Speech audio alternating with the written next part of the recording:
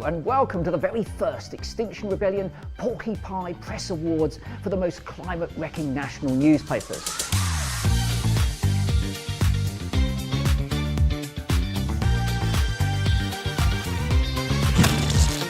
Very like the Oscars, but with the added thrill of knowing that the winners have played a starring role in trying to ensure we soon have an inhabitable planet to live on. Yesterday, we are gathered to recognise the enormous part played this year by the journalists at our fine national newspapers in telling their readers that the biggest emergency humanity has ever faced is nothing much to worry about. Frankly, we are in awe. This year, billionaire owners and their pet editors have strained every media sinew to misinform the public about terrifying warnings of floods, famine, war, and the imminent collapse of our whole security from the world's top climate scientists. And they've campaigned tirelessly for the government to do almost bugger all about it. From bravely championing technological fixes that barely exist, such as carbon capture and storage, to howling for anyone who protests to be beaten up and thrown in jail, our national newspaper, the Hounds, have put up a hell of a fight to be the first winner of a golden porky pie. Their sterling efforts to let rich people keep heating up the planet have not gone unnoticed, and now at last the public have spoken in an online poll. I'm almost unbearably excited to announce the proud winner and two runners-up of this hotly contested new award. Let's start with the climate crisis denying newspaper that attracted the third highest number of votes. And here I've got the gold envelope with the result. Wow, it's amazing. In third place, the Porcupine Press Awards for the most climate-wrecking newspaper of 2024, and it goes to The Sun. Oh yes. Well, it's a very well-deserved award. Billionaire owner Rupert Murdoch's tame megaphone published more stories than any other national newspaper in 2023, claiming that it was simply too expensive to save the billions of lives threatened by climate change. For 7 days in a row, their hacks demanded the scrapping of net zero policies to save lives. After which, our stout-hearted Prime Minister Rishi Sunak announced that he was doing just that. And who can forget the series of exciting times when their online version published a video of US cops driving at high speed through a peaceful climate protest before holding sobbing protesters at gunpoint, and then demanded the British police do exactly the same here. Well done to everyone at The Sun for playing such a key role in trying so hard to deliver a deadlier climate for all of us. You must feel so very, very proud.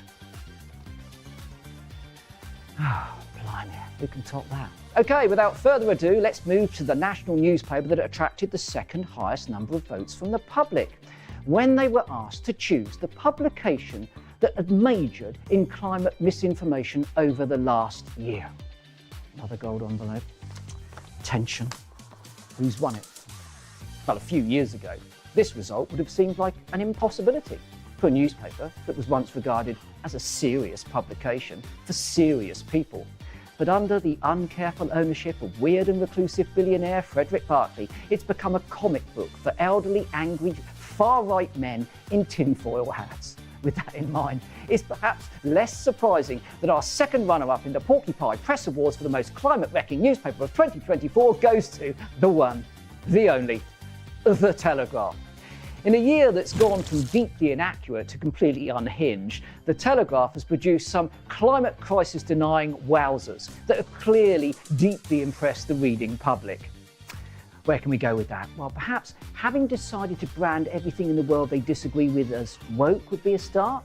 An investigation by D-Smog revealed that 85% of their opinion pieces in 2023 were anti-green, attacking climate policy, questioning climate science, and ridiculing environmental groups. In the hottest year ever recorded, their opinion writers branded environmental activism as a narrow-minded crusade, vegan diets as eco-extremism, and US President Joe Biden's worries about runaway climate change as apocalyptic green fantasies.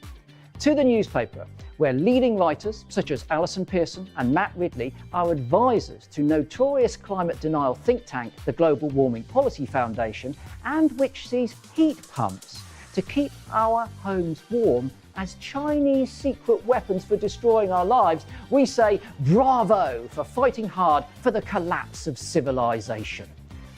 Right, now, the moment we've all been waiting for. Just waiting for that gold envelope. Tension's building here. Right, we're finally here, and the moment that I know you've been on the edge of your seats waiting for, the winner of the 2024 Golden Porky Pie for the most climate-wrecking national newspaper. For us and for the public, this newspaper was head and shoulders above the competition in a very competitive field for its unrivaled dedication for telling enormous lies about the climate crisis over the last year. I mean, who can forget the day that the editors of this particular publication decided to bury a global report by the world's top scientists warning about imminent climate collapse beneath a story about two pensioners having a row about potted geraniums? Brilliant. Who can fail to be impressed by their frothing story that every household in the UK would have to shell out £6,000 for green policies, which turned out to be based upon a wildly inaccurate report by think tank Civitas, who, after months of this newspaper demanding new laws to jail peaceful climate activists forever, was open-mouthed with wonder at their thoroughly fake story that eco-yobs plan to disrupt the King's coronation with rape alarms. In case you haven't guessed, the winner of this year's Porky Pie Press Award for the most climate-wrecking newspaper goes to the Daily Mail. Oh my goodness me, just so predictable. Oh, hold on. Our timing couldn't have been better. It appears that the editors and the journalists from our illustrious winners are starting to arrive at their annual Industry Press Awards at a 5-star hotel in London to pat themselves on the back for being excellent at their job. So let's go over now to our showbiz reporters on the ground as they attempt to award the Golden Porky Pies to those proud press boys and girls from the Daily Mail, the Telegraph and the Sun. Thanks so much, Chris. This is such an exciting day. Outside the London Marriott here in Grosvenor Square, the crowd is so happy to be here because they are going to be meeting their favourite climate change denying and delaying journalists of 2024. And this is a big deal. I mean, as Chris already said, these journalists are contributing to total inaction on climate change, total inaction on biodiversity loss, and they are actively contributing to the demise of society as we know it, to an uninhabitable planet. And their commitment to their work is just brilliant. Hello, madam. I see that you've come here to greet some of your favourite journalists. Who are you hoping to see here this evening? I'm just a really big fan of The Telegraph, you know, and I just think, that Alison Pearson is amazing. And she's also a director of the Global Warming Policy Foundation. Do you know that? That's brilliant. So it's all like vested interests, bias, everything we love. Yeah, well, watch out. She'll probably get a show on GB News quite soon, so you'll be able to see her more. So she is really rather good. But actually, my absolute favourite, is Alistair Heath. He's the Sunday editor of The Telegraph on Sunday. I tell you what, he hardly ever touches Benny Pizer's press releases. He just sticks them on the cover as they are. He's marvellous. We have to congratulate them on all of their commitment. And, you know, there can only be one winner, but they are all contributing such brilliant work to total planetary destruction and an uninhabitable planet. I can see here you're here with your amazing sign. I mean, it looks to me like you want the Sun to win. Well, yeah, I do have a soft spot for the Sun.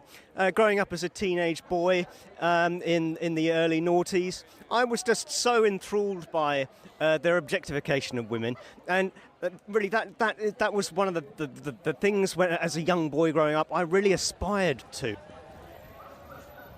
We've now got someone from the Telegraph who we're about to go and present with the second prize, the Porky Pie Award. This is very exciting. We here have, might we present you with the Porky Pie Press Award for working for some of the biggest climate change denying. Congratulations, sir. We're so delighted for you. Thank you so much for contributing to the total destruction of the planet. It is much appreciated. You get the Porky Pie Award is yours. Congratulations. Well, he is thrilled. You could see by his expression he is absolutely thrilled to be given this award for his hard work in contributing to ecological and climate breakdown. I mean, it is hard work. They deserve an award. Chris, we're just waiting for people to start arriving, but the crowd is starting to grow over here behind me. So I think we should talk to some of these fans who just absolutely love reading the Daily Mail, the Sun, the Telegraph, all these papers. So let's see here. Hello, madam. Hello. Hi. Oh, you look so lovely today. You look absolutely stunning. We know this is super exciting, but what are you hoping to see today, and who do you hope will win? I'm just thinking about the Daily Mail. I mean, I know we're not supposed to have favourites, but girls, come on, you're allowed a bit of a favourite, aren't you? And I mean, they're so clever. They're so clever. I mean, the language they use, how they spin a lie. I mean, they are the ultimate. And I know that the Daily Mail are particular favourites of mine, but we must thank the Sun too, girls. I mean, the Sun have done so much work, haven't they? I mean, all of their, trying to get net zero scrapped. I mean, saying it's too expensive for people. I mean, here. She's got a little bit of a thing for Harry Cole, their political journalist. Well, he might be here tonight. Are you? Oh, here's some guests arriving now. This is so exciting. Oh, there's some real Porky Pie Award contenders arriving here today at the London Marriott in Grosvenor Square. That was a very exciting moment. Indeed, it was. Yeah, no, my personal favourite is the Daily Telegraph. I mean, they're just fantastic. They campaign against low-cost onshore wind power. Porky Pies Award! Oh, no, the guests are really starting to arrive now, and it's just wonderful. So, yeah, Daily Telegraph. Well, because they campaign against really cheap renewable onshore wind power. They campaign against cheap heat pumps. They campaign in favour of fossil fuels, new oil and gas, and they're making millions or billions for the fossil fuel industry. I mean, we're all so grateful to them. Yeah, I mean, they're absolutely brilliant. I mean, this is exactly what we need to avoid action on climate breakdown. Absolutely. The Daily Telegraph, the Sunday Telegraph, the Spectator will always be there for the fossil fuel industry. And the fossil fuel industry really needs them.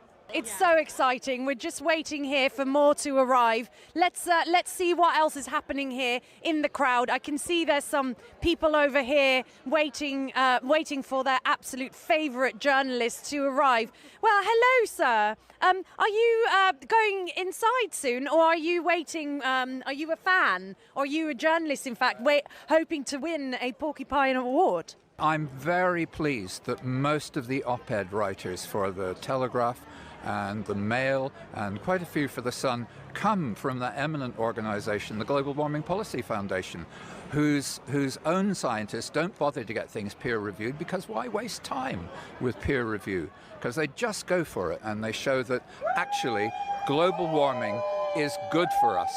Global warming is good for us, and more people die of the cold than they die of heat. Maybe that's someone now. Oh my God, the excitement here is unreal. Some of our biggest heroes, national treasures really, are arriving as they are contributing to delaying action on climate change, and the crowd just loves it, loves it. Hello, sir, are you from the Telegraph? We've got Porky Pie. We've got an award for members of the press. We've got an award for your editor. We've got Porky Pie to congratulate you on being the biggest climate change deniers in the country. Well done. It's been an incredible evening. It's been so tense. For those who are exquisite liars, who will never stop lying and selling us more disgusting climate. Oh, it's getting very windy. Climate change, denial and delayal.